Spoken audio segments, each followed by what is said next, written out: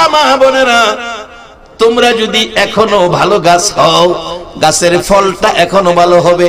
যার বাস্তব আব্দুল কাদের জিলানী রহমাতুল্লাহ আলাইহি বয়স মাত্র 4।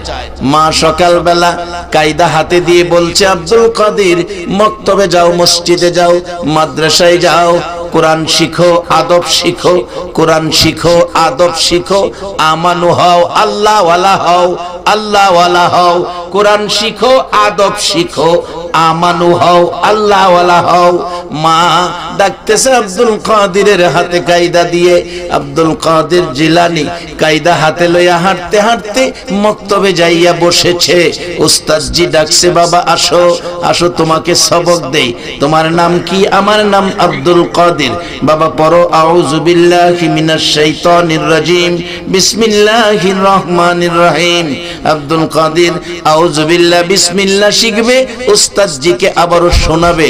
কিন্তু দেখা গেল আউযু বিল্লাহ বিসমিল্লাহ পড়ে থামলো না, আব্দুল কাদের সূরা ফাতিহা পড়তে শুরু করে দিয়েছে। উস্তাদ ডাকে, আব্দুল কাদের হুজুর বাধা দিয়েন না, পড়তে দেন, ভুল হইলে কইেন। সূরা ফাতিহা শেষ, সূরা বাকারার মধ্যে ঢুকে গেল। ও আব্দুল কাদের হুজুর বাধা দিয়েন না, ভুল হইলে কইেন। যাইতে যাইতে 1 পারা শেষ, 2 পারা, 3 পারা, 4 পারা, 10 পারা, 15 পারা, 16, 17, 18 চলছে। আব্দুল কাদের হুজুর বাধা দিয়েন না, আমি শেষ করি, ভুল হইলে কইেন। 18 পারা শেষ করে বলছে, হুজুর বলুন কোনো ভুল হয়েছে কিনা। না রে বাবা, হুজুর এবার আমাকে 19 পারাই সবক দেন। উস্তাদ বলেন, সবক দিব পরে, আগে জানতে চাই গো বাবা, এ কোরআন শরীফ কোন মাদ্রাসায় পড়েছো? আব্দুল কাদের গাল বেয়ে বেয়ে চোখের পানি ছেড়ে দিলেন, হুজুর আমি অন্য কোন মাদ্রাসায় পড়ি নাই গো, আমি এমন এক গাছের ফল, আমার মা উম্মুল খয়ের ফাতেমা। হুজুর আমি এমন এক গাছের ফল, আমার মা উম্মুল খয়ের ফাতেমা 18 পারা কোরআনের হাফেজা ছিল। আমার মায়ের রক্তের মধ্যে কোরআনের তাসির ছিল। বাবা কারা আরামের ঘুম হারাম করে এই নবী রেখে যাওয়া কোরআন সুন্নাহর পক্ষে বসে আছো, এই কোরআন সুন্নাহর পক্ষে দাঁড়িয়ে আছো। মা বুঝি একদিন হইলেও আমার নবীর রেখে যাওয়া কোরআন একদিন হইলেও তোমাকে পেটে লইয়া তালাওয়াত করেছিল। ডাকতেছে ডাকতেছে, হুজুর আমার মার রক্তের মধ্যে কোরআনের তাসির ছিল। আমি যখন মার পেটে ছিলাম, মা কোরআন শরীফ পড়তো, ঘুমানোর সময় কোরআন পড়তো, রান্না করার সময় কোরআন পড়তো, কাপড় ধোয়ার সময় কোরআন পড়তো, উঠান বাড়ি ঝাড়ু দেওয়ার সময়। হুজুর আমি যখন দুনিয়ায় এসেছি, আমার মা আমারে ঘুম পাড়াইতে যাইয়া ডান দিকে কাত হইয়া শুইয়া ডান স্তন আমার মুখে লাগাইয়া 9 পারা কোরআন শরীফ পড়তো। রে মুসলমান, আজকে বিশ্ব জুড়ে মার খাও, বিশ্ব জুড়ে মুসলমানদের অধঃপতনের কারণ হলো এই নবীর রেখে যাওয়া এই প্রটোকল আমরা ছেড়ে দিয়েছি। আজকে আমাদের দেশের মানুষ, মুসলমান সন্তানেরা হিরোইন খায়, মুসলমানের সন্তানেরা ফেন্সিডিল খায়, মুসলমানের সন্তানেরা গাঁজা খায়, মুসলমানের সন্তানেরা মাদক দ্রব্য ইনজেকশনের মাধ্যমে সেবন করে। বলুন এইগুলি কি হালাল না হারাম? জোরে বলুন। সত্য কথা গোপন করলে জবাব দিতে হবে আল্লাহর কাছে। বলুন এগুলি হালাল না হারাম? এগুলি তো মুসলমানের সন্তান কোনোদিন নিতে পারে না। নেওয়ার কারণ হলো আমরা মা বাবা হইয়া প্রটোকল ছেড়ে দিয়েছি। রাসূলের প্রটোকল হলো, রাসূল বলছে উম্মতেরা রে, তোমরা গার্জিয়ান যারা মা বাবা হয়েছো, এশারের নামাজ পড়ে বিছানায় শোয়ার আগে, এশারের নামাজ পড়ে বিছানায় শোয়ার আগে, এশারের নামাজ পড়ে নবীর দেওয়া প্রটোকল বিছানায় শোয়ার আগে তোমার উপযুক্ত ছেলেটা, তোমার উপযুক্ত মেয়েটা বিছানায় আইছে কিনা এই খবর না নিয়া তুমি বিছানায় ঘুমাইও না। বাবা আজকে সন্ধ্যার সময় মুরুগ পায় না, মুরুগের জন্য মা চাচিরা ঘরে ঘরে হারিকেন লইয়া ঘুরে। ছাগল হারাইছে, আমার বাবারা চাচারা ভাইয়েরা ছাগলের জন্য বাতি লইয়া বাড়ি বাড়ি ঘুরে। গরু হারাইছে, গরুর জন্য রাত্র 10টা পর্যন্ত বাতি লইয়া গরু তালাশ করে। গরু হারাইলে গরু তালাশ করলো, ছাগল হারাইলে ছাগল তালাশ করলো, মুরুগ হারাইলে মুরুগ তালাশ করলো। কলিজার টুকরা সন্তানরা রাত্র 10টা 11টা বাজে কই আছে কই না, কোন খবর মা বাবা হইয়া নিল না। তাহলে কি মা বাবা মুরুগ গরু ছাগলের চাইতে কি সন্তানের দাম কইমা গেল? উচিত ছিল সন্তান কোথায় প্রটোকল বলছে এশারের নামাজ পড়ে তালাশ করো, কিন্তু মুরুগ হারাইলে তালাশ করে, গরু হারাইলে তালাশ করে, ছাগল হারাইলে তালাশ করে। নবী কি কইছে এই কথার খবর নাই। এই জন্য কি মুসলমান শান্তিতে আছে না অশান্তিতে আছে? তাই শান্তি যদি নিতে চান প্রটোকলে আসেন, এই নবীর পক্ষে আসেন। বাজান একটু লম্বা হয়ে যাইতেছে গা, কষ্ট হইব আপনাদের। বসেন, জীবনের একটা রাত যদি রাসূল প্রেমে আল্লাহকে খুশির উদ্দেশ্যে কোরআন সুন্নাহর পক্ষে কবুল হয়ে যায়, জীবনের একটা ভালো কাজেই জীবন সার্থক হয়ে যাবে। কিভাবে হবে আসতেছি সামনে। মহব্বতে আরো কয়েকবার জিকির পড়ুন, আল্লাহ আল্লাহ আল্লাহ।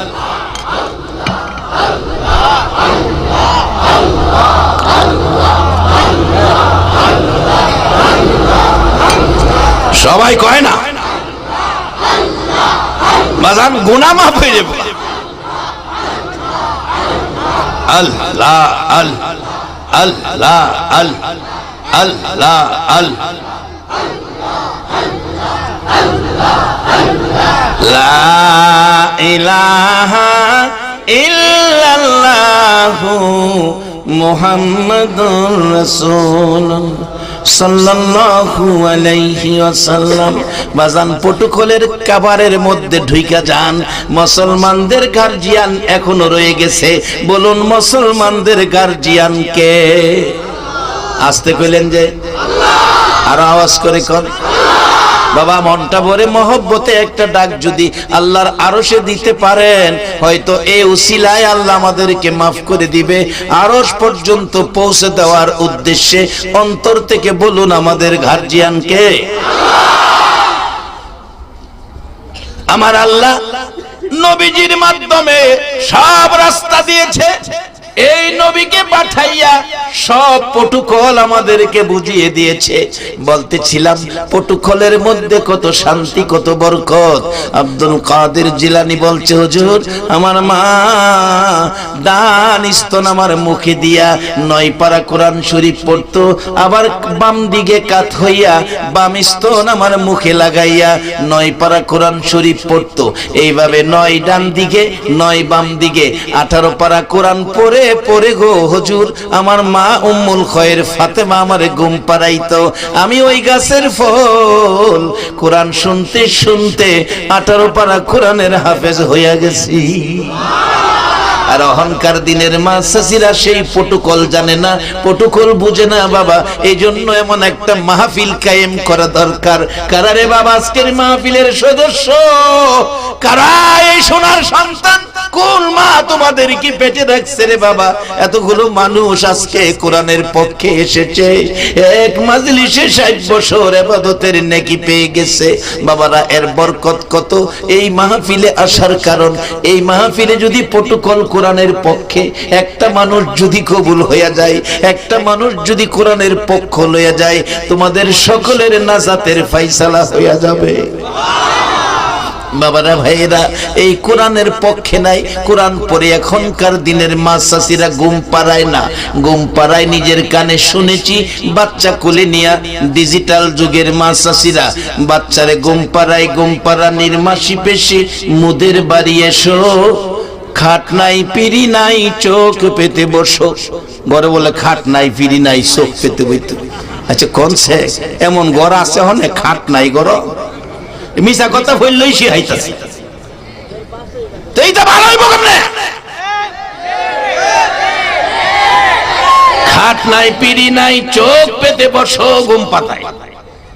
খুকুর চোখে ঘুম নাই, ঘুম দিয়া যায়, বাটা ভরে পান দিব, গাল ভরে খায়ো। কেমন খাওয়ানটা খাওয়াইতেছে দেখছেন?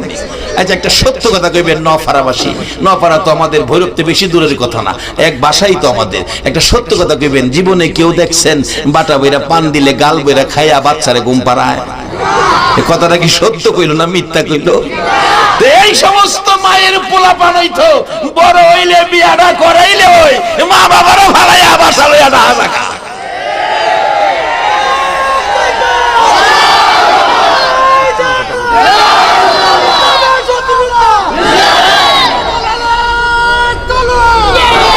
বাবা,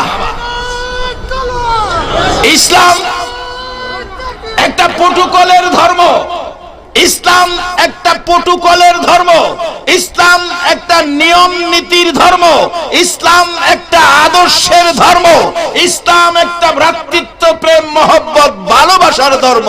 ইসলামে তিক্ততা বলতে কোনো শব্দ নাই, কিন্তু আমরা প্রটোকল বুঝি না বিদায় আজকে আমাদের অশান্তি। আসুন, শান্তি ফিরে আসবে। আমাদের শান্তির মালিক আমাদের রয়ে গেছে। বলুন এ গার্জিয়ানকে?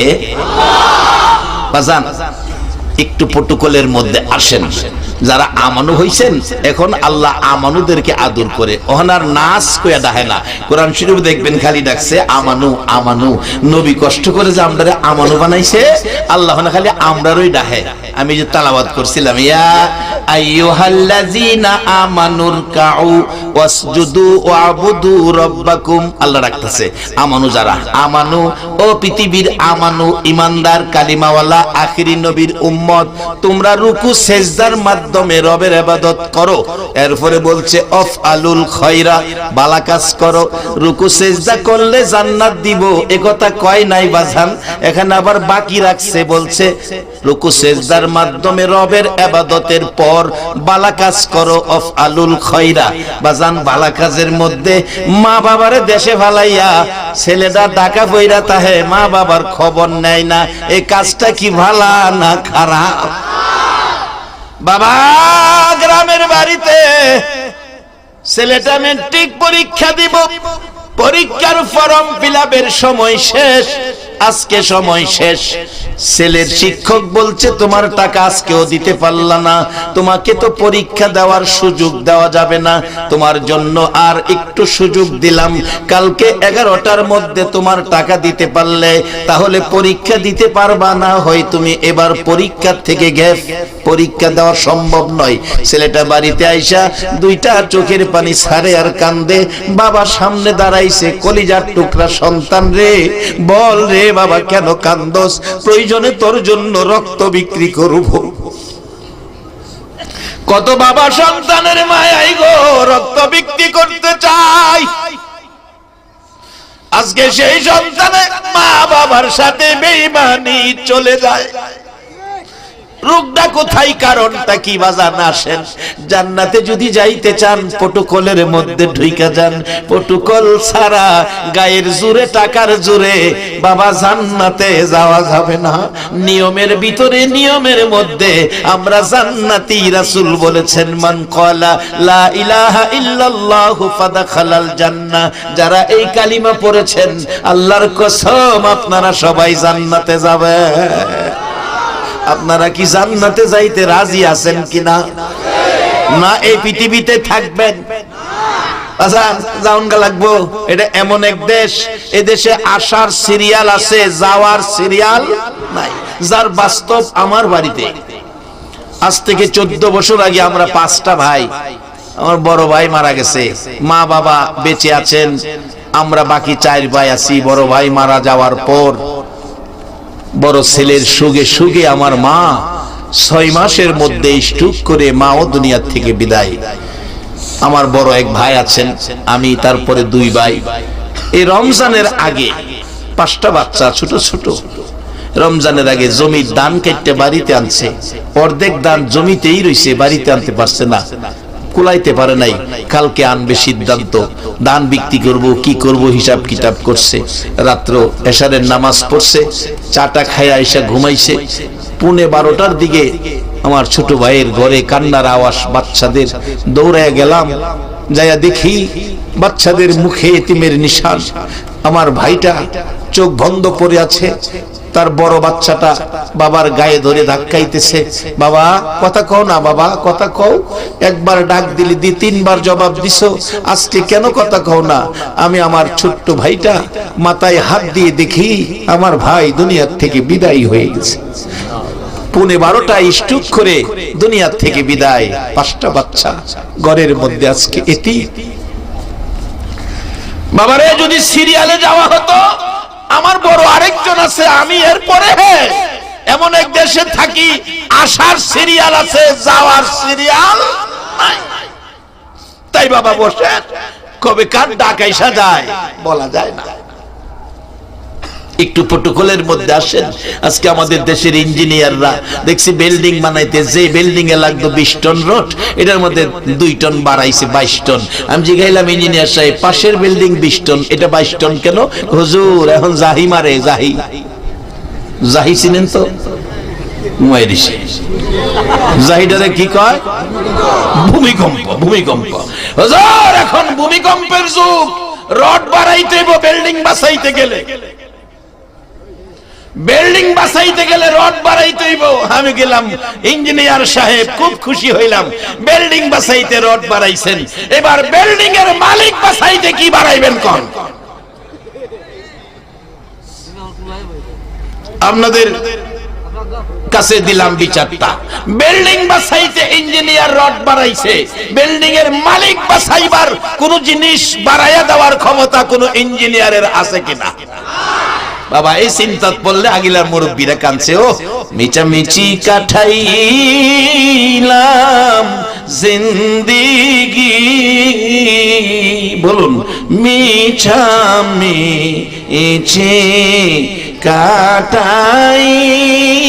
কাটাইলাম জিন্দিগি, চোখে দেখা হারাইলাম বন্দিগি, হাইরে চোখে দেই হারাইলাম বন। কার বাবা রে, কার বাগ র, কার বা কি, কার বাবা আরে, কার বাগ, কার বাকি, অন্ধকার কবরে হবে বসতি, হাইরে অন্ধকার কবরে হবে। এই দুনিয়া মুসাফির খানা, জানো না এই দুনিয়া মুসাফির খানা, জানো কত মানুষ আইল গেল রইল না, হাইরে কত মানুষ। বাবারে, হাজার হাজার মানুষ। এখানে যদি 120 বছরের মানুষ তালাশ করি, বলুন 120 বছরের একটা মানুষ খুঁজে আমরা পাবো কিনা? 120 বছর আগে কি দেশে মানুষ ছিল না? কিন্তু তারা যে চলে গেল, তাইলে বোঝা গেল এইভাবে আমরাও জাউনগা লাগবো। তাই সেদিন আসার আগে আসুন প্রটোকলে যাই। বাজান ভালো কাজ, আজকে ভালো কাজের জন্য একটু সাইড নিলাম। বাবা বলছে কান্দিস না, আমি রক্ত বিক্রি করে হলেও তোর টাকার ব্যবস্থা করব। কি হয়েছে বাবা বলো? বাবা কালকে 11টার মধ্যে যদি ফর্ম ফিল আপের টাকা দিতে না পারি তাহলে আমার পরীক্ষা বাতিল। বাবা দেরি করে নাই, সকালবেলা ফজরের নামাজ পড়ে ঘরের মধ্যে সরিষা ছিল, 2 মণ সরিষা বস্তার মধ্যে ভরল। ছোট সময়ের কথা বলছি, তখন তো রাস্তাঘাট এমন ছিল না, রিক্সা ছিল না, সিএনজি অটো ছিল না। অবশেষে বাবা 2 মণ সরিষার বস্তা গো মাথায় লইয়া বাবা বাজারে দৌড় মারছে। 1 ঘন্টার রাস্তা, বাবা 2 মণ সরিষা মাথায় লইয়া রে সন্তানের মায়ায় বাবা 1 ঘন্টার রাস্তা হাঁটতে হাঁটতে বাজারে যাইয়া নামাইলে 2 মণ সরিষার বস্তা মাথার থেকে নামাইলে বাবার গার আধা ঘন্টা বাঁকা হইয়া রইছে। এই কষ্ট করে বাবার ওষুধ, এই কষ্ট করে সরিষা বিক্রি করে বাড়িতে এসে দৌড়াইয়া 11টার আগে টাকা স্কুলে পৌঁছতে হবে, এই টাকা দিয়ে দিল। স্কুলে পৌঁছলো, পরীক্ষা দিল, বেচারা metric first, inter first, degree first, masters first, চাকরি পাইছে। ঢাকা বাসা করে থাকে বিবি বাচ্চা লইয়া। মাসে মাসে মা বাবার খরচের জন্য 5,000 টাকা পাঠাই। বাবা টাকাটা লইয়া চোখের পানি ছাড়ে, আবার লঙ্গি দিয়া, তখন গামছাও কিনতে পারছে না, লঙ্গি দিয়া বাবা চোখের পানিটা মুছছে। বাড়িতে যাইয়া বলছে বিবি গো তোর পোলাই টাকা পাঠাইছে, তোর যে পোলার জন্য সরিষার বোঝা লইয়া ঘাড় বাঁকা করছি, এই লো 5,000 টাকা খরচের পাঠাইছে। মা টাকা হাতে লইয়া কান্দে। বাবা গো তোমার টাকার জন্য পাগল ছিলাম না, তুমি মাসে মাসে 5,000 টাকা পাঠাও খরচের জন্য, টাকা না পাঠাইয়া তুমি যদি মাসে মাসে একটা বার বাড়িতে আইয়া আমি মারে মা কইয়া ডাক মারতে রে বাবা। তোর বাবারে যদি বাবা কইয়া ডাক দিতে, তোর বাবার জীবনের সব কষ্ট ভুইলা যাইতো। যারা মা বাবারে ফালাইয়া ঢাকা পড়ে রইছো, মা বাবার খবর নিলা না, অথচ কি শিক্ষা দিয়েছে নবী রাসূল, কি শিক্ষা দিয়েছে নবী রাসূল। বাবারা আমার নবীর জীবনী খুলুন। আমার নবী 25 বছর বয়স, খাদিজার বাড়িতে রাখাল, খাদিজার বাড়িতে রাখালের চাকরি নিবে। নবীজির চাচা, আপন চাচা আবু তালিব সঙ্গে। চাচা ডাকতেছে ভাতিজা, এই মরুভূমির রোদ্রে রাখালের চাকরি তোমাকে দিব না, জীবনে একটা দিন বাবা কইয়া ডাকলা না। হে বাবা হারা ব্যথা তোমার অন্তরে গো বাবা, 6 বছর বয়সে মা হারাইছো, মার ব্যথা তোমার অন্তরে।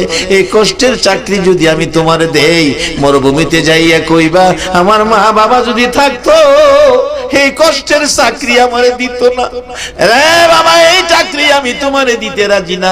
আমার নবী বলছেন চাচা আপনি চিন্তা করবেন না, আমার বাবা নাই মা নাই, আপনি আমার গার্জিয়ান, আপনি আমার দায়িত্বে। বাবা আপনি যদি অনুমতি দেন চাচা, আপনার অনুমতি পাইলে আমি চাকরিটা করতে পারবো। নবী শিক্ষা দিল, চাচার কত গুরুত্ব শিখাইলো, চাচার অনুমতি। বাবা তো আরো কত বড় পাহাড়, বাবা নাই বলে চাচারে কত সুন্দর গার্জিয়ান বানাইলো। চাচা অনুমতি দেন। শুধু আমার নবীর শিক্ষা না, আর একটু পিছনে যান, হযরতে ইব্রাহিম আলাইহিস সালামের জীবনী। ইসমাইল আলাইহিস সালাম থাকে মক্কায়, ইব্রাহিম আলাইহিস সালাম থাকে সিরিয়ায়। ডাকছে ইসমাইল বিয়ে করে, বাবা বিয়ে করেছি, চিঠি লিখছে, ছেলের বউটা দেখা যান।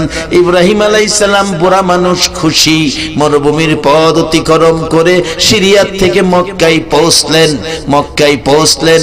দরজায় দাঁড়াইয়া, গেটে দাঁড়াইয়া ডাকছে ইসমাইল বাড়িতে আছো, ইসমাইল বাড়িতে আছো। বউটা জবাব দিল, কে তুমি, এত বড় দুঃসাহস, আমার স্বামীর নাম নিয়ে ডাকো। মক্কার জমিনে কেউ আমার স্বামীর নাম নিয়ে ডাকে না। ইব্রাহিম আলাইহিস সালাম কয় আশ্চর্য হলাম, আমার ছেলে আমি নাম নিয়ে ডাকবো, আমার বলে দুঃসাহস। বলুন ছেলে যত বড় সাপই হোক না কেন, বাবা কি সন্তানের সাপ কইয়া ডাকবো নি? ইব্রাহিম ডাকে, তুমি কে গো? আমি ইসমাইলের স্ত্রী। ইসমাইল কই বাড়িতে নাই, কখন আসবে বলতে পারি না। ইসমাইলের স্ত্রী, আমি তো মুসাফির, বহু দূর থেকে আসছি, বুড়া মানুষ, আমি ক্লান্ত পিপাসিত, দরজাটা খোলো, আমি একটু ঘরে বসি, আমি একটু পানি পান করি, আমি একটু রেস্ট করি। বিবি বলছেন, না, পুরুষ ঘরে নাই, দরজা খোলা যাবে না। ইব্রাহিম আলাইহিস সালাম কষ্ট পাইলেন, ছেলের বাড়িতে আইসা দরজা খুললো না, ছেলের বউ।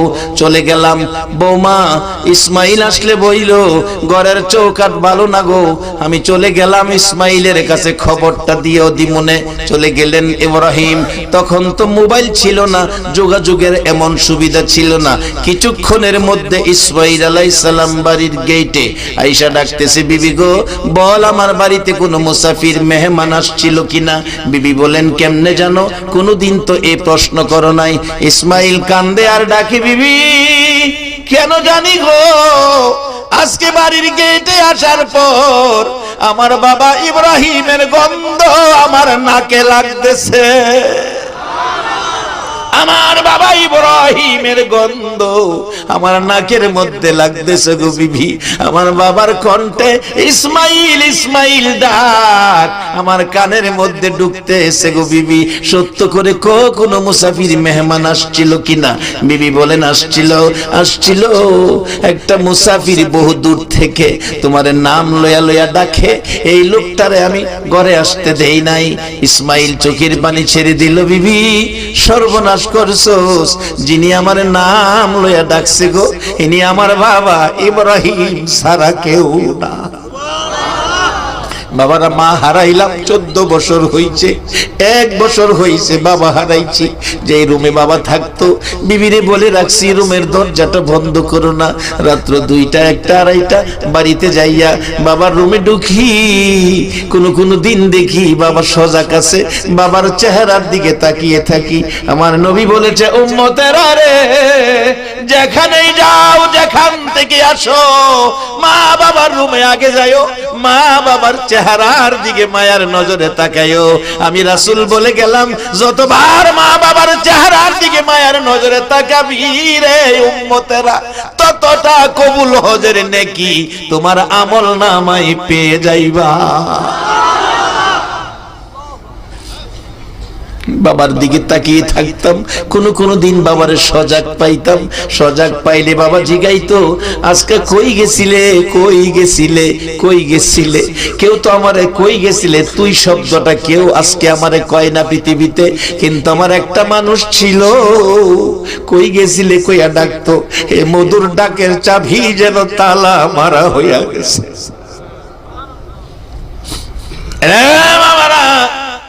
ইসমাইল ডাকছে, বিবি আমার বাবা ইব্রাহিম সারা তুই কইয়া নাম লইয়া ইসমাইল কইয়া তো আর কেউ ডাকবে না। বাবারে আসতে দিলে না, বাবারে কষ্ট দিছস, বল বাবা কিছু বলছে কিনা। বাবা বলছে ঘরের চৌকাটটা ভালো না, বদলাইতে। ইসমাইল আলাইহিস সালাম বলেন, আমার বাবা বলেছে চৌকাট না গো বিবি, তোর ব্যবহার ভালো না, যাও তুমি যাও। বাবাকে খুশি করার জন্য চৌকাট বদলাইছে বাবা, এই জন্য ভালো স্ত্রীকে বদলায়েন না। এটা কিন্তু ইসলাম না, ইসলাম বলছে স্ত্রীকে মায়া করতে হবে।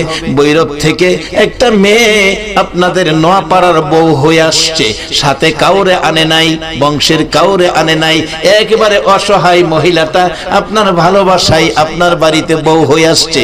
এটারে মাইরেন না, এটারে কষ্ট দুঃখ দিয়েন না, ছোটখাটো অপরাধ ক্ষমা করে দিয়েন। রাসূল বলেছে তোমার আমলে জিহাদের নেকি দেওয়া হবে। কিন্তু মা বাবার সাথে বেয়াদবির সার দেওয়া যাবে না, এখানে সার নাই।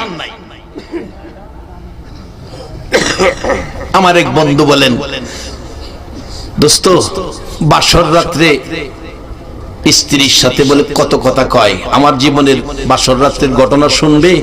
আমি কি বাসর রাত্রের ঘটনা তো কেউ কাউর লগে কয় না, আমি তোর লগে কমু, কারণ কাজে লাগবো, তুই তো বক্তা মানুষ, ওয়াজ করস, এটা কইলে কামে লাগবো, তাইলে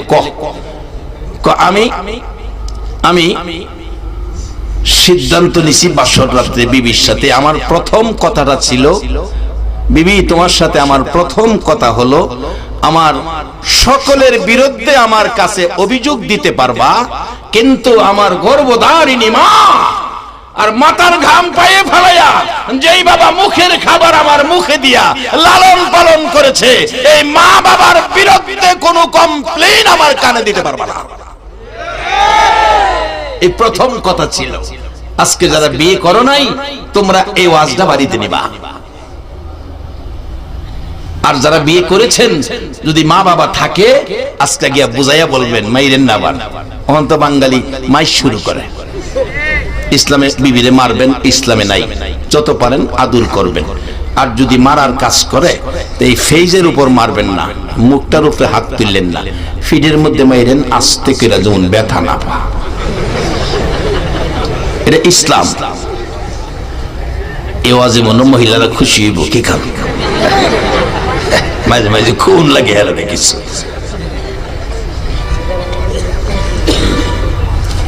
এটা ইসলামিক হয়েছে, আমি তো হুনাই এনে দিছি।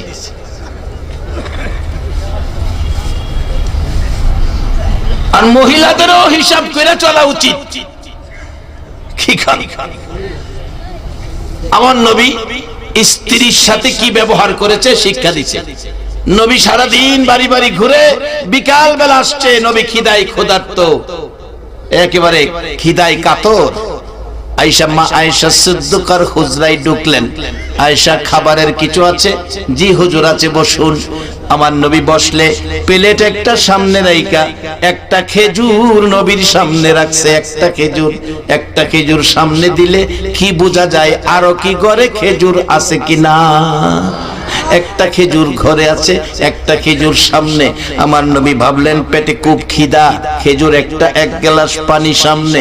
এখন একটা খেজুর হয়তো আর খেজুর নাই, আমি যদি পুরাটা খাই তাহলে আয়েশা না খায়া থাকবে। আমার নবী খেজুরটাকে, একটা খেজুরকে দুই ভাগ করলেন। অর্ধেক খেজুর নবী খায়া, অর্ধেক খেজুর মা আয়েশার জন্য রাইখা পানি খায়া চলে গেলেন। মা আয়েশা ভাবলেন আমি তো বাড়িতে থাকি, কষ্ট করি না, আমার নবী মানুষের ঘরের দুয়ারে দুয়ারে সারাদিন ঘুরে, আবার যদি রাত্রে আমার ঘরে আসে গো, নবী যদি খাবার চায়, খাবার যদি না দিতে পারি, ও মা মেয়ে লোকেরা, নবীর বিবি আয়েশা সিদ্দিকা স্বামীকে কত ভালোবাসতেন। এই ভালোবাসা যদি তোমার মধ্যে স্বামীর প্রতি আয়েশা যায়, মা আয়েশার সাথে তোমার হাসর নসিব হইয়া যাইব। আয়েশা সিদ্দিকা অর্ধেক খেজুর খাইলেন না, রেখে দিলেন রাত্রে গভীর। নবী আয়েশা ডাকে, আয়েশা দরজা খুলো, দরজা খুলে দিলেন। আয়েশা রে পেটে খিদা, খাবারের কিছু আছে কিনা? হুজুর আছে, বসুন। প্লেট সামনে রাইখা একটা খেজুর অর্ধেক ছিল, অর্ধেকটা খেজুর সামনে দিয়া মা আয়েশা এক গ্লাস পানি পাশে দিয়া দাঁড়াই আছে। আমার নবী খেজুরের দিকে তাকায়, আবার আয়েশার দিকে তাকায়।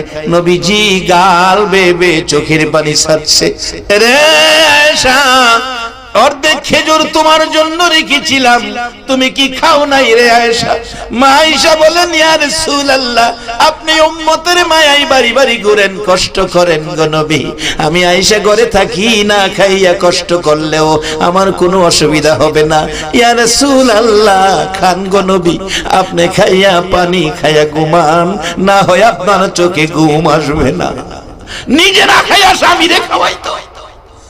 এই শিক্ষা দিল ইসলাম। আর স্বামীকে বলেছে স্ত্রীর গায়ে হাত দিবা না, স্ত্রীকে আদর করো, ছোটখাটো অপরাধ ক্ষমা করে দাও, তোমার আমলে জিহাদের নেকি দেওয়া হবে। বাবারা ভাইয়েরা শুন, এবার ইসমাইল আলাইহিস সালাম চৌকাট বদলাই আবার চিঠি লিখছে। বাবা চৌকাট বদলাইছি, আসেন। সিরিয়ার থেকে রওনা হলেন, এবারে চৌকাট দেখবে। বিবি সাহেরা সামনে দাঁড়াইছে, স্বামী কই যান? বুড়া মানুষ, এত দূর মরুভূমির পথ অতিক্রম করে কষ্ট করবেন, ছেলের বউ দরজা খুলে না, আমি তোমারে যেতে দিব না। ইব্রাহিম আলাইহিস সালাম গাল বেয়ে চোখের পানি ছাড়ছে। বিবি গো, বাধা দিস না, বউটা নানাই দেখলাম, আমার কলিজার টুকরা ছেলেটারে তো দেখতে আমার মন চাই। রে বাবারা ভাইরা, একটা ভালো কাজ জীবনে কইরো। আল্লাহ বলেছে আমানুর কাউ ওয়াসজুদু ওয়াবুদু রাব্বাকুম আফআলুল খায়রা। রুকু সিজদার মাধ্যমে রবের ইবাদতের পর ভালো কাজ কইরো। আমার আল্লাহ পরামর্শ দিলেন এই ভালো কাজের মধ্যে সবচেয়ে ভালো কাজ হলো মা বাবার সাথে ভালো ব্যবহার করা। বাবার এখন তো এমন এক যুগ হইছে, গত 2-3 বছর আগের ঘটনা, 2-3 মাস বা 5-6 মাস হবে, একটা বৃদ্ধ লোক জুমার দিন জুমা পড়াই মসজিদের বারিন্দার সামনে দাঁড়াইয়া রইছে। আমার দেখা করে বুড়া জয়ীফ দেখা ডাকতেছে, হুজুর তুফাজ্জল হুজুর আপনি? হ্যাঁ দাঁড়ান বাবা। আমার এই গর্দানটার উপরে হাতটা দিয়া সোজা হইয়া খারুইয়া কয়, হুজুর দোয়া করেন, আমি দোয়ার লেগেছি। বাজান কি সমস্যা? এমনি 2টা চোখের পানি ছাইড়া দিছে। চাচা কি ব্যাপার, কাঁদতেছেন কি লিগা? বাবারে একটা ছেলে আমার সকালের খাবার রাত্রে খাইছি, 3 বছরের পুরান জামা দিয়া ঈদ চালাইছি, জুতা না কিনা খালি পায়ে ঈদগাই গেছি, এইভাবে কষ্ট করে পয়সা জমায়া সয় সম্পদ করছি, 2 তলা একটা বাড়িও করছি। বাবা একটা ছেলে বিয়া শাদী করাইছি, কেন জানি হ্যাঁ আমার 6 বছর হয়েছে, হ্যাঁ আমার বাবা ডাকে না, হ্যাঁ নি আমার একটা বাবা কইয়া ডাক দেয়, একটু দোয়া করে দাও। গাজীপুর এক মাহফিলে মিনিমাম 25,000 লোক, মাহফিল শেষে একটা বৃদ্ধ মহিলা 1.5 লিটারের পানির বোতল আমার সোহব আসে এখনো লইয়া এক দরজায় দাঁড়ায়া কাঁদতেছে। মা গো কি ব্যাপার? গো বাবা একটা কথা কইতাম কি, এই বোতলের পানির মধ্যে একটা ফুদা দাও, 20 বছর বিয়ে করাইছি, একটা ছেলে আমার, একটাই ছেলে বাজার, আমি কি মা হইয়া ছেলে পেটে লইয়া অপরাধ করছি? বাবা এই ছেলের প্রসব ব্যথায় 3 দিন গলা কাটা মুরগির মতো লাফাইছি, রক্তে গট্টা লাল হয়ে গেছে। কোন মহিলারা বলছে আমি নাকি বাঁচবো না। এই বাবা এই বাচ্চাটা জন্ম হওয়ার পর ওয়া কান্না শুনে আমি সব ভুলে গেছিলাম। আজকে বিয়ে করাইলাম, 20 বছর হইছে বাজান, 20 বছরের মধ্যে হ্যাঁ আমার একদিন মা কইয়া ডাকবে না। কি অপরাধ করছি? একটু পানিটা পয়রা দাও, পানিটা খাওয়াইলে হ্যাঁ আমার একটা মা কইয়া ডাক দাও, আমার কলিজাটা ঠান্ডা করে দেয়। বাবা যারা মারে মা ডাকো না, বাবারে বাবা ডাকো না, মনে রেখো তোমার মতো বান্দার ডাক আমার আল্লাহ শুনবে না। যারা মারে মা ডাকো না, বাবারে বাবা ডাকো না, মনে রেখো 1000 মানুষের সামনে বলে গেলাম তোমার মতো উম্মতের সুপারিশ আমার নবী করবে না। জায়গা ঠিক রাখিয়া পরে ইবাদত করেন, কাজে লাগবো, নাইলে বাঙ্গা জগ ফানি ভরবেন। ইবাদত করবেন মা বাবারে কষ্ট দিয়া, বাঙ্গা জগ ফানি ভরবেন। বাঙ্গা জগ ফানি ভরে যেমন কল থেকে করে নেওয়া যায় না, মা বাবারে কষ্ট দিয়ে ইবাদত করেও জান্নাতে যাওয়া সম্ভব না। আমার নবী বলেছেন বিররুল ওয়ালিদাইনি আফদালু মিনাস সালাত ওয়াস সাদাকাত ওয়াস সাওমি ওয়াল হজ্জি ওয়াল উমরাতি ওয়াল জিহাদি ফি সাবিলিল্লাহ। একটা লোক নামাজ পড়লো, সদকা করলো, রোজা রাখলো, হজ করলো, উমরা করলো, আল্লাহর রাস্তায় জিহাদ করলো, 6টা ইবাদত করার পর 6টা ইবাদত করে যেই নেকি পাইলো, আমার নবী বলেন আর একটা লোক মা বাবার খুশির জন্য ছোট্ট একটা কাজ করলো।